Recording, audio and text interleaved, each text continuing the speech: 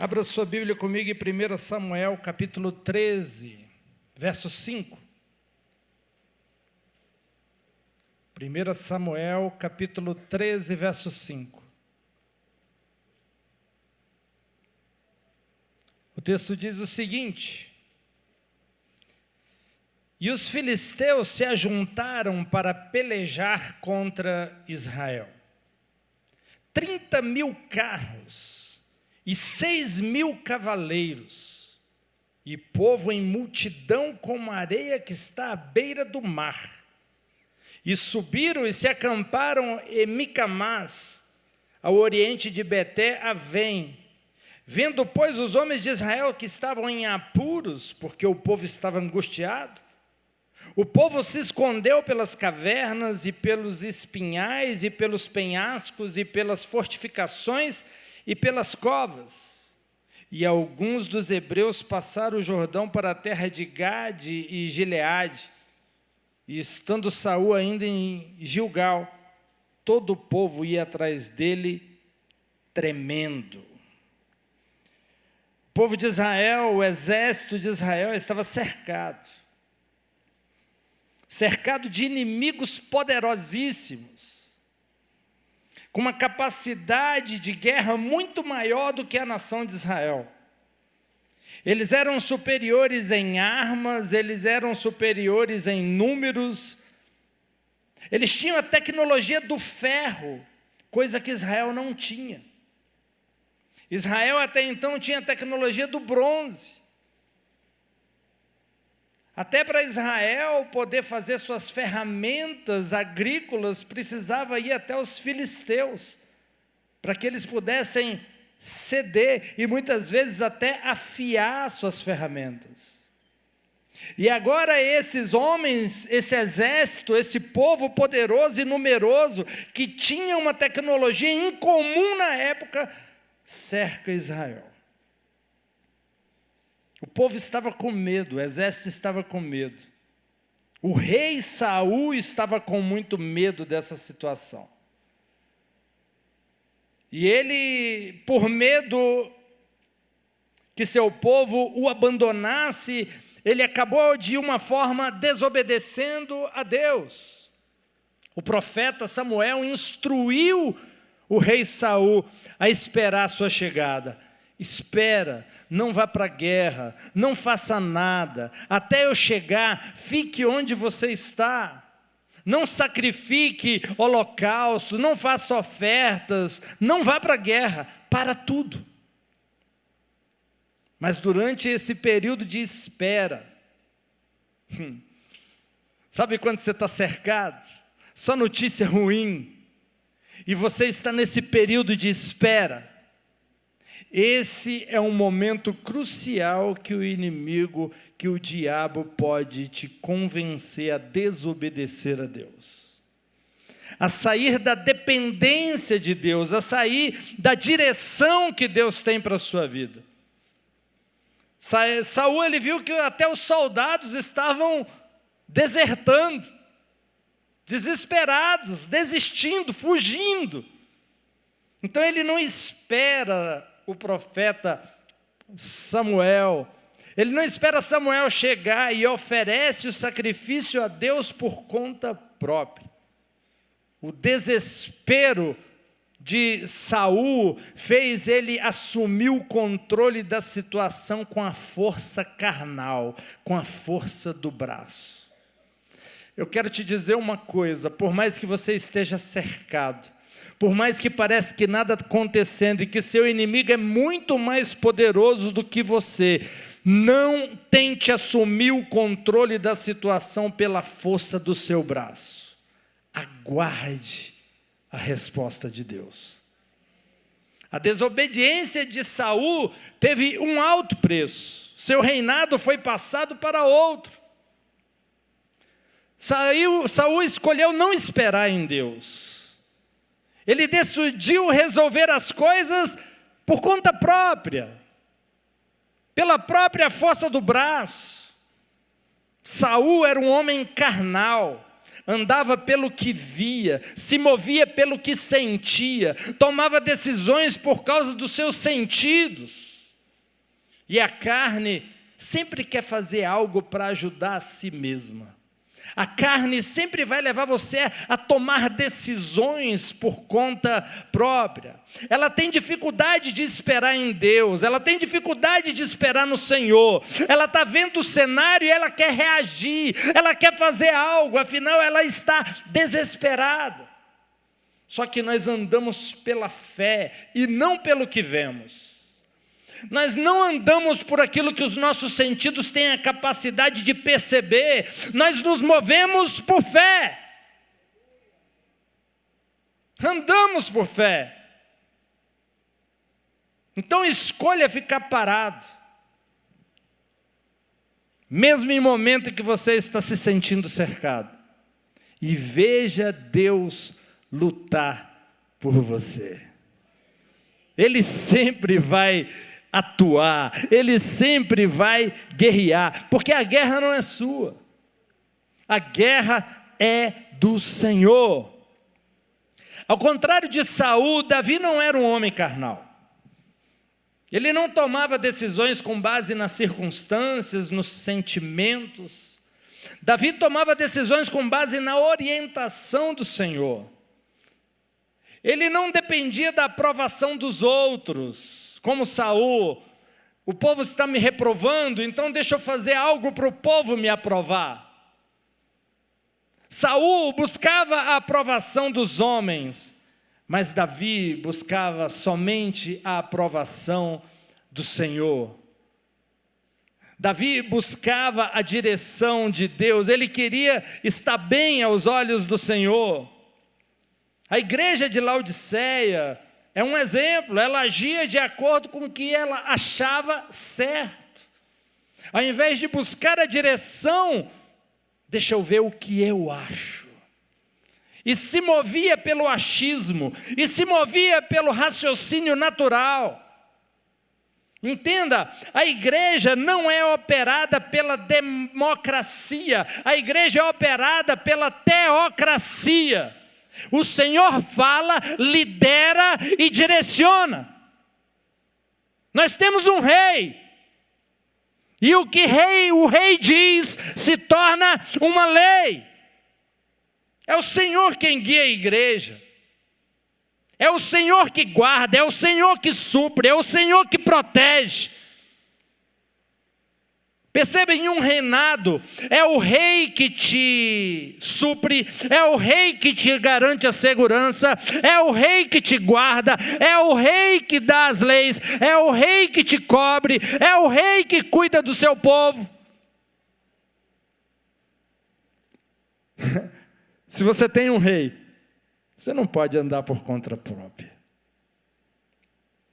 Entenda. A igreja só precisa estar alinhada com o Pai, para manifestar o seu poder, para experimentar o seu poder. Diante dos problemas, dependa do Senhor. Diante das circunstâncias, dependa do Senhor. 1 Samuel 13, verso 15 vai dizer, 1 Samuel 13, verso 15. Então se levantou Samuel e subiu de Gilgal e Gibeá de Benjamim. E Saul contou o povo que se achava com ele, uns 600 homens. E Saul e Jonatas, seu filho, e o povo que se achou com eles ficaram em Gibeá de Benjamim. Porém os filisteus se acamparam em Miquemás. Gibeá de Benjamim, essa é a capital da tribo de Benjamim. Os filisteus estavam se aproximando, eles estavam se posicionando, eles estavam cercando, eles estavam cada vez mais perto, e eles eram poderosos, eles eram assustadores, suas armas eram diferenciadas, uma tecnologia rara na época. Israel estava cercado pelos inimigos. Os filisteus se aproximavam a cada instante. Jerusalém já estava ocupada pelos jebuseus e as pessoas estavam com medo. A situação não era favorável, a situação era desfavorável, não havia nada a favor de Israel. Sabe, eu creio que a igreja hoje, nos dias de hoje, vive algo parecido. Estamos cercados, parece que estamos perdidos. O que vem acontecendo no mundo, onde o certo se torna errado, onde o que é correto deixa de ser correto, onde as inversões de valores estão ficando comuns. É como se nós estivéssemos perdendo uma guerra. Só que o Senhor, Ele diz, fique parado. Parece que as armas dos inimigos são mais poderosas do que as nossas. E naturalmente pode até ser. Eles têm muitas vezes o poder nas mãos, a mídia na mão, eles têm todo um arsenal, uma capacidade de convencimento, de divulgar o que eles pensam, o que eles acham, sua cultura, seus costumes, aquilo que eles acham que precisam substituir a família judaica cristã. E é como se a nossa voz não fosse suficiente para lutar contra isso. Mas Deus está falando, apenas fique parado. Deus não precisa que tenha armas poderosas ao nosso favor. Ele só precisa de você e daquilo que você tem nas suas mãos para poder virar a guerra ao seu favor. Os inimigos não podem vencer aquele que está assentado no trono. Não podem.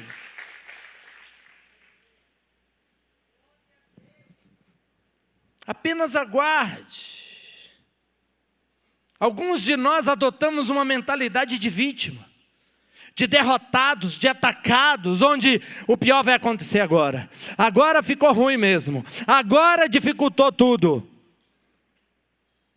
Se desespera ao invés de esperar a vitória que vem de Deus. E a vitória de Deus é diferente da vitória pelo braço da carne. Não podemos vencer a carne com o braço da carne. Não podemos usar métodos mundanos para vencer o mundo. Você não vai vencer o mundo com armas do mundo. Zacarias 4, verso 68 vai dizer, não por força, nem por violência, mas pelo meu Espírito, diz o Senhor dos exércitos. Essa é a maneira de Deus vencer nossas provações, os desafios, através do poder do Espírito Santo em nós, que flui em nós à medida que seguimos o Senhor, que dependemos dEle, que descansamos nele. Os filisteus, eles eram gregos, e eles entraram em Israel pela costa do Mediterrâneo, em vez de atravessar o rio Jordão. Assim como os filhos de Israel fizeram. Eles passaram pelo rio Jordão. O rio Jordão é a imagem do novo nascimento, onde morremos para nós mesmos e nascemos em Cristo para Deus. Como crentes, somos crucificados com Cristo, mas também ressuscitamos com Ele.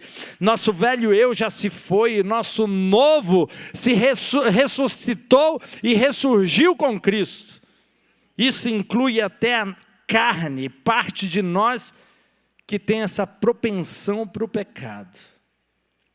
Como diz em 2 Coríntios, capítulo 5, verso 17... Se alguém está em Cristo, é nova criatura. As coisas velhas passaram, eis que tudo se fez novo. 1 Samuel 13, verso 19. Ora, não havia ferreiro em toda a terra de Israel, pois os filisteus diziam, para que os hebreus não façam espadas e nem lanças. Eles tinham a tecnologia, mas eles não entregavam a tecnologia. Não, você vai ensinar eles, aí daqui a pouco eles se armam e vêm para cima de nós. Vamos oprimi-los, nós somos superiores, nós somos muito mais equipados, nós somos mais bem preparados. Eles tinham o conhecimento, eles tinham a tecnologia. Para que entregar isso de graça? Eles tinham o natural do seu lado. Eles tinham o natural ao seu favor. Mas o povo de Deus, Israel, só tinha o próprio Deus do lado deles. Eles não tinham essa tecnologia e nem esse conhecimento. Mas ele tinha o Senhor dos exércitos ao seu favor. Deus não precisa que usemos as coisas do mundo. A nossa vitória não depende das coisas do mundo. Pelo contrário, quando você usa as coisas do mundo, você se torna dependente delas. Deus não precisa das armas do mundo para vencer a guerra com o mundo.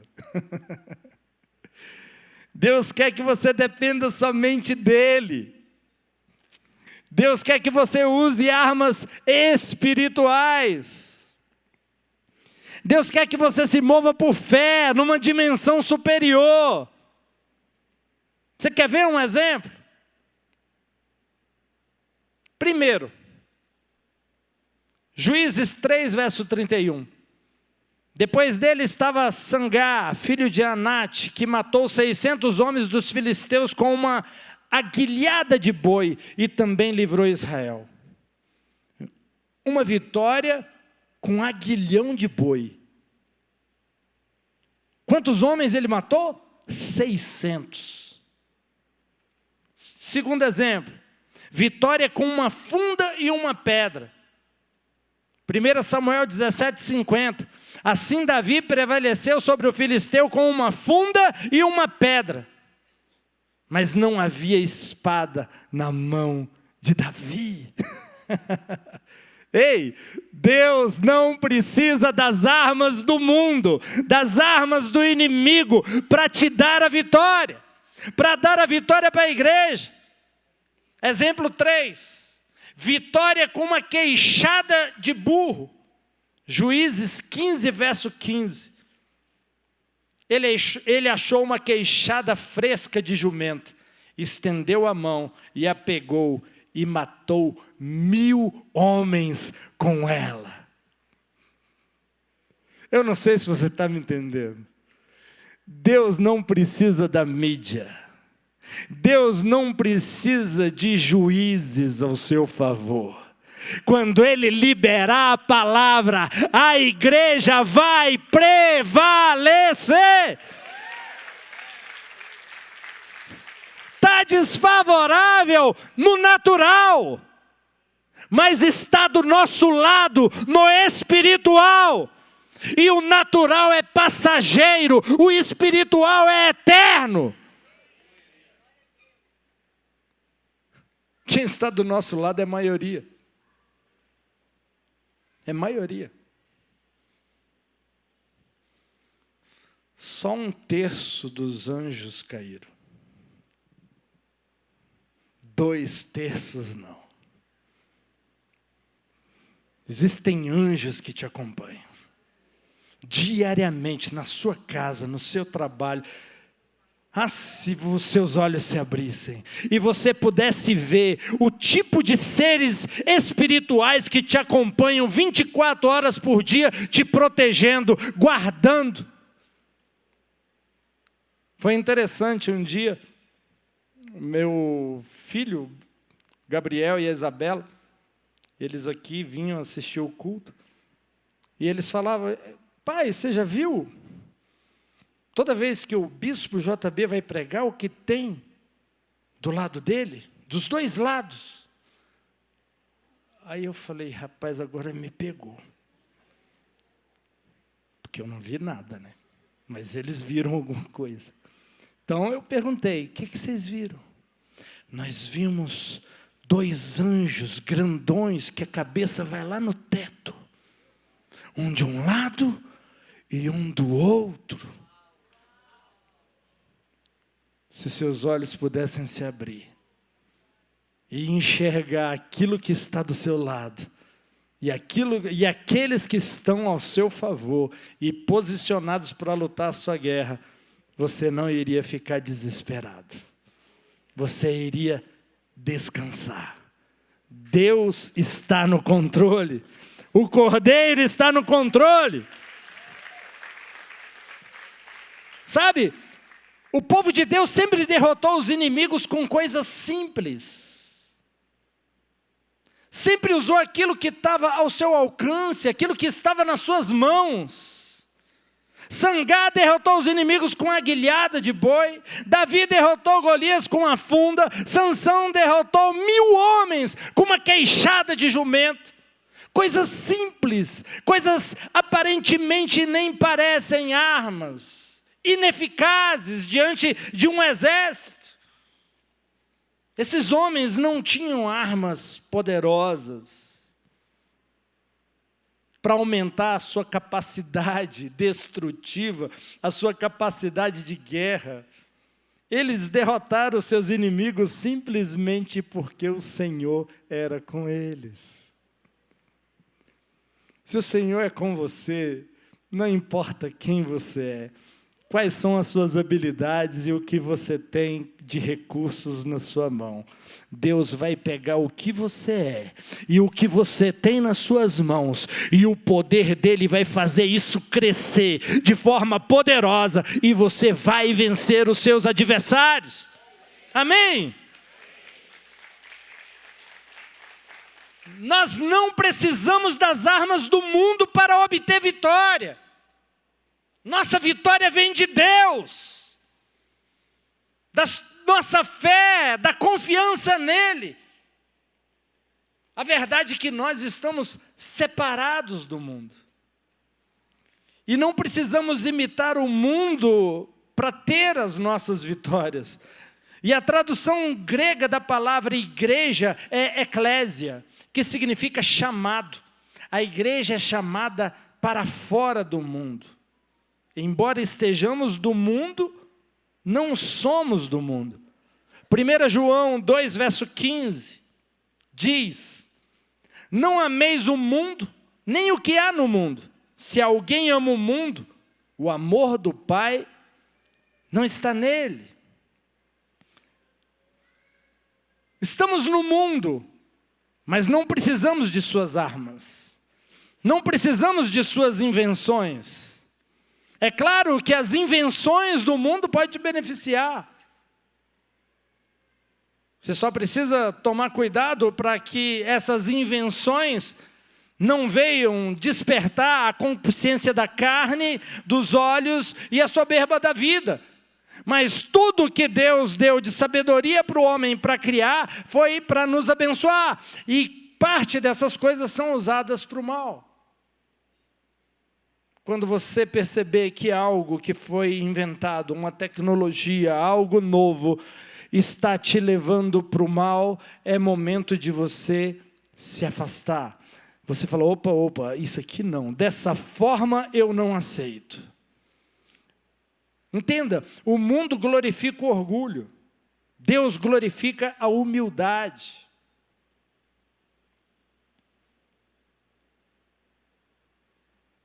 Deus nos colocou acima do mundo. Você quer ver textos que respaldam isso? Deuteronômio 28, verso 1. Que o Senhor teu Deus te exaltará sobre todas as nações da terra, e todas essas bênçãos virão sobre você e o alcançarão. Efésios 2, verso 6. E nos fez assentar nos lugares celestiais em Cristo Jesus. Efésios 1, verso 38, que nos abençoou com todas as bênçãos espirituais nas regiões celestiais em Cristo. Estamos acima do mundo. Estamos em Cristo nas regiões celestiais. um lugar de poder, um lugar de autoridade.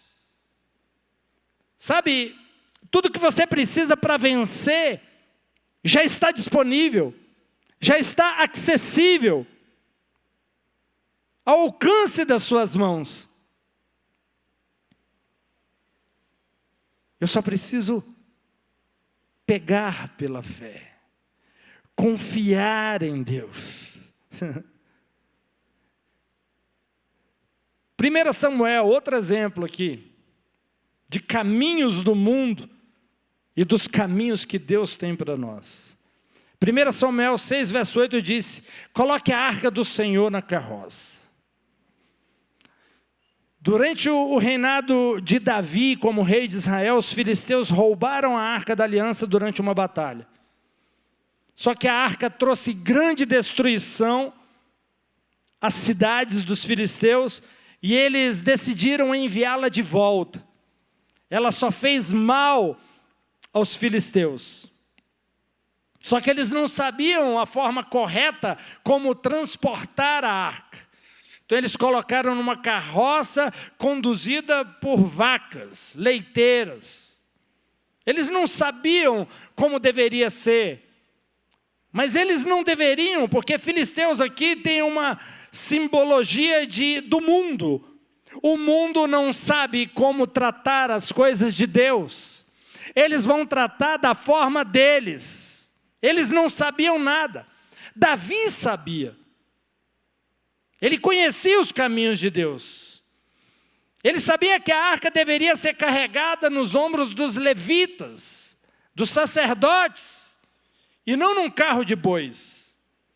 No entanto, Davi adotou o caminho do mundo, o caminho dos filisteus, e transportou a arca usando uma carroça de bois, quando estava levando ela para Jerusalém. Veja, Davi tinha um motivo certo. Só que ele fez usando o caminho do mundo. Você pode ter até o motivo certo no seu coração, a motivação correta, mas você jamais pode usar o caminho do mundo. Não podemos usar métodos mundanos para agradar a Cristo, para glorificar a Jesus. Porque eles vão na contramão, eles contradizem os caminhos ordenados por Deus em sua palavra. Esses são modelos, esses são padrões que a gente precisa olhar no Antigo Testamento para a gente entender qual o nosso posicionamento na nova aliança.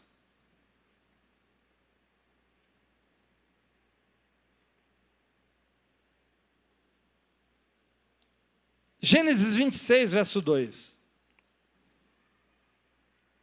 Olha o que o Senhor disse para Isaac. Então o Senhor lhe apareceu e disse: não desça ao Egito. Verso 12. Então Isaac semeou naquela terra. O homem começou a prosperar e continuou prosperando até se tornar muito próspero. Por isso os filisteus o invejavam. Havia fome na terra na época de Isaac. E Deus deu uma direção para Isaac: não vá para o Egito.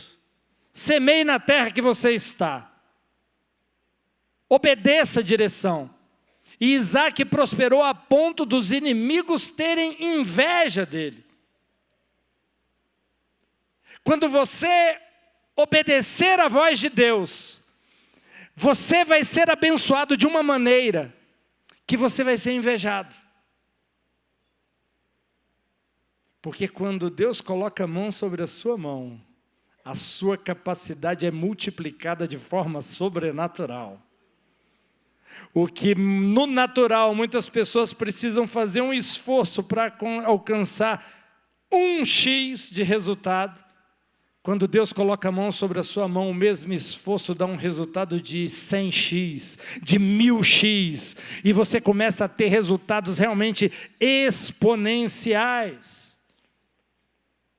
Quando Deus abençoa o pouco que você tem, o pouco se torna grande. Colossenses 3, verso 23 diz: trabalha de coração como para o Senhor.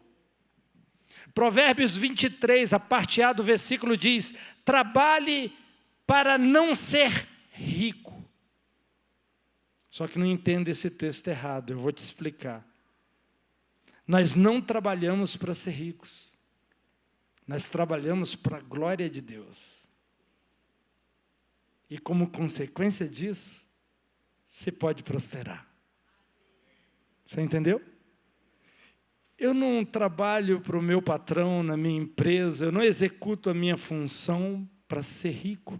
O meu alvo não são coisas naturais. Meu alvo é agradar o meu Pai que está no céu, para que Ele veja que eu estou honrando aquele que me paga o salário, para ver que eu estou sendo fiel àquele que me paga o salário por causa dEle, e com isso Ele me prospera.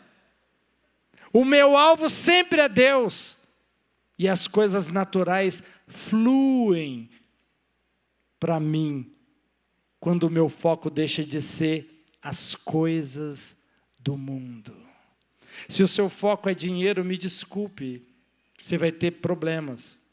Mas se o seu foco é Deus, Deus vai te dar os recursos. Você pode ter certeza disso. Ele pode usar o pouco que temos para nos fazer prosperar. Você viu em Juízes 3, verso 31, Sangá venceu os filisteus com uma guilhada de boi. E eu quero chamar a atenção para esse texto.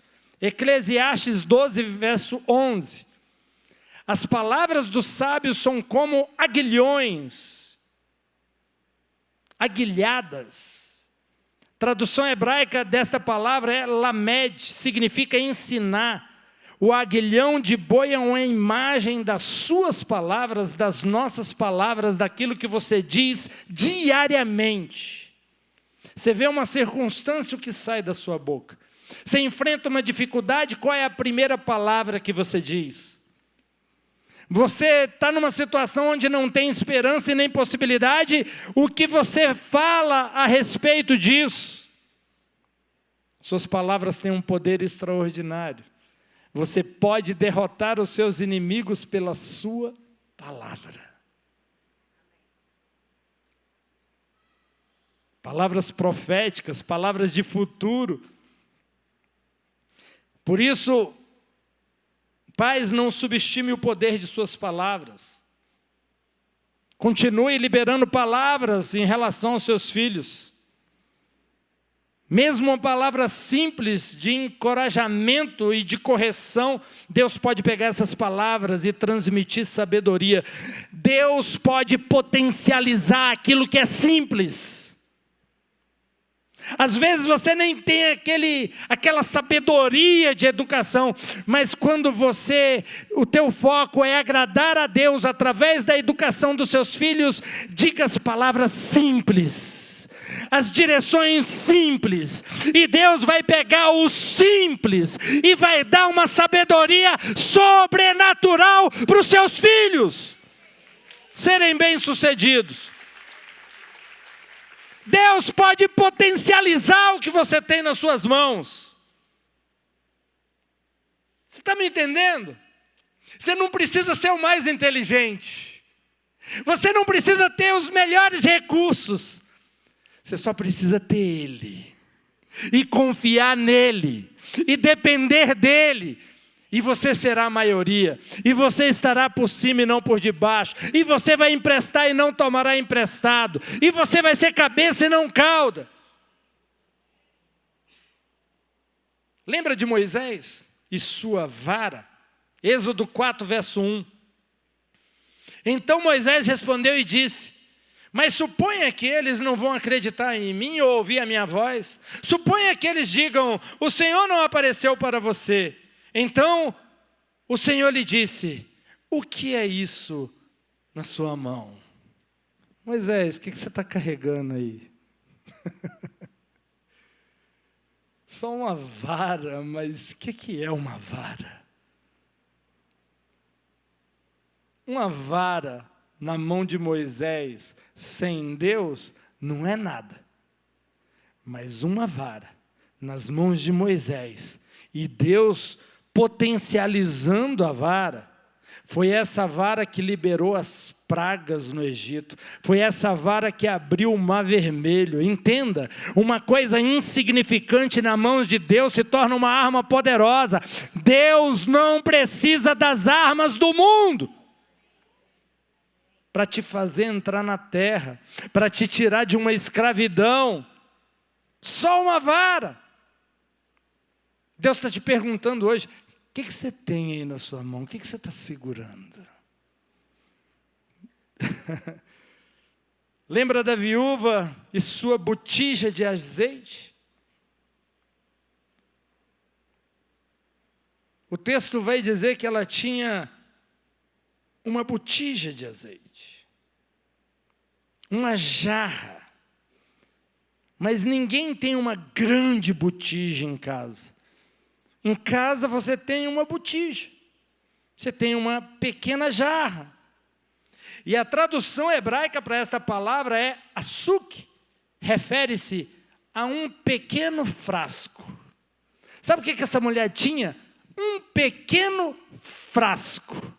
E Deus fez com que o óleo fluísse deste pequeno frasco para encher vários outros vasos maiores, de uma forma que ela pagou, resolveu todo o seu problema, ainda sobrou o suficiente para viver do resto. Um pequeno vaso, é tão pouquinho, é tão pequeno, é tão insignificante. O que eu vou fazer com isso? Nas mãos de Deus, isso é uma arma atômica, capaz de atingir todos os inimigos. Nessas duas histórias vemos como Deus usou coisas simples. Moisés e a viúva já tinham em suas mãos o que precisava para prosperar, para cumprir o chamado. A chave para a sua bênção não eram as coisas que eles possuíam, mas a bênção de Deus sobre ele. Sabe, a chave para a bênção não era o jarro da mulher, não era a vara de Moisés, mas quando a bênção está sobre você, a sua vara se torna uma arma, o seu jarro se torna uma fonte de óleo. Porque o que você coloca a mão, multiplica, prospera, cresce, potencializa, de forma sobrenatural, multiplicada, exponencial. Não tem explicação matemática, física, a ciência não explica esse tipo de coisa. Deus pega aquilo que não é nada e te faz chegar longe, e te faz voar alto. Você está me entendendo? Deus quer usar as coisas pequenas. Você se acha pequeno? Você não se acha nada? Glória a Deus por isso. Porque o poder dele se aperfeiçoa onde você é fraco. Ei, se você é fraco, então está na hora de você confiar no poder dele. Se você é fraco, se você se sente fraco, agora é a hora de confiar no poder dele fluindo em você. E você vai ver onde ele vai te colocar. Deus, ele não quer usar coisas que estão além de você. Tem gente que fala, no dia que eu tiver aquilo, beleza, aí vai ser. Não, Deus não quer usar aquilo que ainda não está nas suas mãos. Deus não quer usar aquilo que você ainda não tem, a habilidade que você não tem, o recurso que você não tem. A sua multiplicação, a sua bênção já está nas suas mãos. A chave para a tua virada, a chave para o teu milagre, seja ele financeiro, seja ele na saúde física, emocional, em qualquer área, já está nas suas mãos. Tudo que você precisa para uma revolução sobrenatural acontecer. Você crê nisso?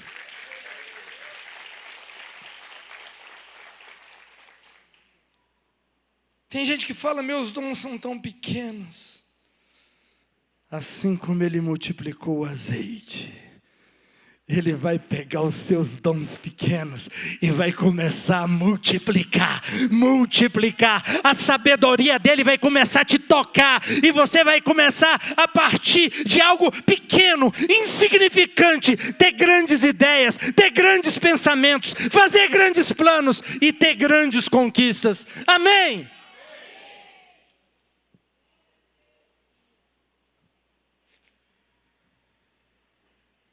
Último exemplo. A viúva e seu pouquinho de farinha e um pouquinho de azeite. E o profeta chega lá e fala, faça-me um bolo pequeno com o que você tem aí. E o que sobrar você faz depois para você. Ela tinha um pouquinho de farinha e um pouquinho de óleo. E ela fez um bolo para o profeta. Ela fez um bolo para Elias. Há algo especial no simples ato de dar. Há algo poderoso em coisas pequenas. 1 Coríntios 1, 27 vai dizer que Deus usa as coisas simples para confundir as poderosas. Agradou a Deus pela loucura da mensagem pregada salvar os que crerem. 1 Coríntios 1, verso 22. Pois os judeus pedem um sinal e os gregos buscam sabedoria, mas pregamos a Cristo crucificado, Cristo, o poder de Deus e a sabedoria de Deus. Ei, tudo está nele. Tudo está no Cordeiro. Tudo está em Cristo. Todo esse poder, autoridade que foi ministrado aqui hoje está na pessoa de Jesus Cristo. Ele é a fonte de tudo. A palavra salvar aqui nesse texto que nós lemos inclui cura, libertação, proteção e prosperidade. Se você fala isso para as pessoas do mundo, que Cristo é tudo que você precisa, para eles é uma mensagem tola. Acreditar no Cristo crucificado, e a partir de sua crucificação e sua ressurreição, você pode ser e ter tudo isso. Mas foi assim que Deus ordenou que fosse. O mundo pode dizer, não pode ser tão simples. O carpinteiro morto na cruz, depois ele ressuscita, e você se torna filho de Deus, e você passa a ter o Espírito Santo, e o seu nome é escrito no livro da vida. E você tem autoridade sobre os demônios. E você tem autoridade para curar, para prosperar, para desativar o destino das pessoas e liberar elas para o futuro. Não pode ser simples. Só a morte de um carpinteiro e essa história da ressurreição é muito simples. Mas todas as histórias que eu contei aqui eram simples. Eram coisas simples. Eram coisas insignificantes, mas na mão de Deus se tornou algo poderoso.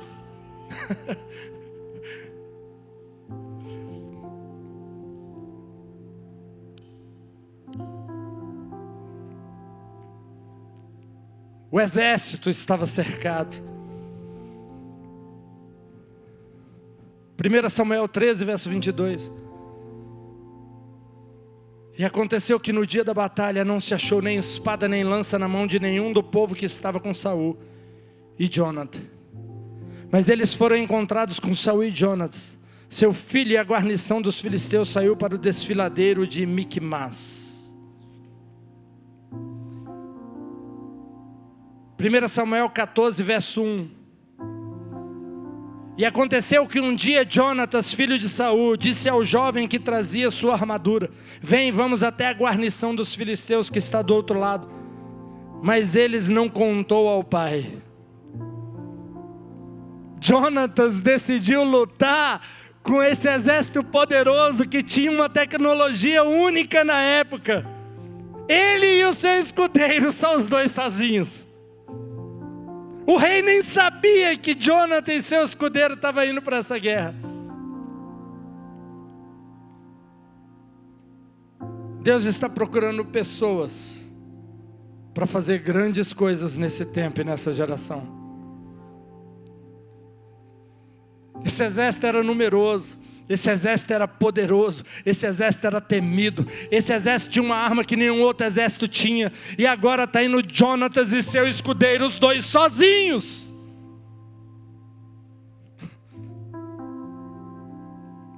Primeira Samuel 14, verso 4, olha o que diz. Entre as passagens pelas quais Jonatas procurou passar para a guarnição dos filisteus, havia uma rocha pontiaguda de um lado e uma rocha pontiaguda do outro. E o nome de um era Bozés e o nome do outro Sené. A frente de um estava voltada para norte e em frente a Miquimás, e a outra para o sul, em frente a Gibeá. Os filisteus estavam posicionados na montanha, e Jonatas e seu escudeiro lá embaixo. Dois contra uma multidão de exército, de soldados. Fácil derrotar. Não precisa entender de guerra para saber que quem está em cima tem vantagem.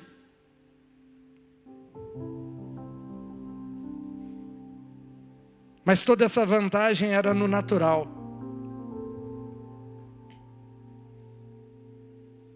Os filisteus estavam posicionados em terreno mais elevado. E 1 Samuel 14, verso 6, olha, é surpreendente isso aqui. Então Jonatas disse ao jovem que trazia sua armadura: vem, vamos até a guarnição desses incircuncisos. Pode ser que o Senhor trabalhe por nós, pois nada impede o Senhor de salvar por muitos ou por poucos. Não quero saber se eu estou em desvantagem, se eles estão em vantagem. Se o Senhor decidir, não importa o que eles têm e quantos são.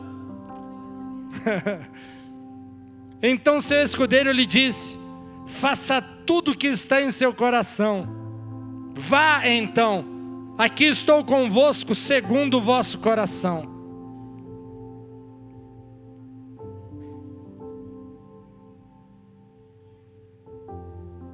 Dois homens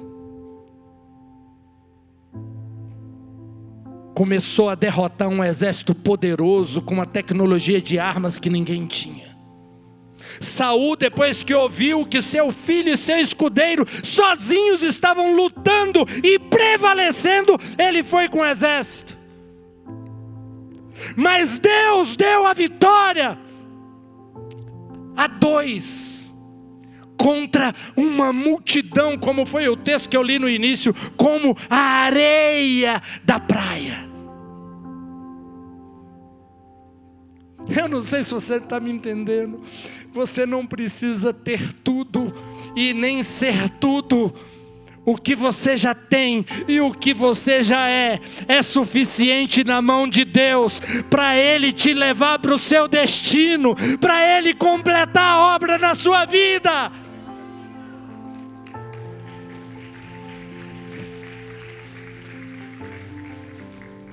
Deus quer te elevar bem alto, para que o nome dEle seja conhecido através da sua vida.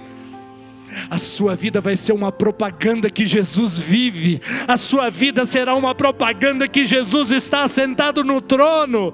A sua vida vai ser um outdoor para o mundo inteiro conhecer o Cristo ressurreto.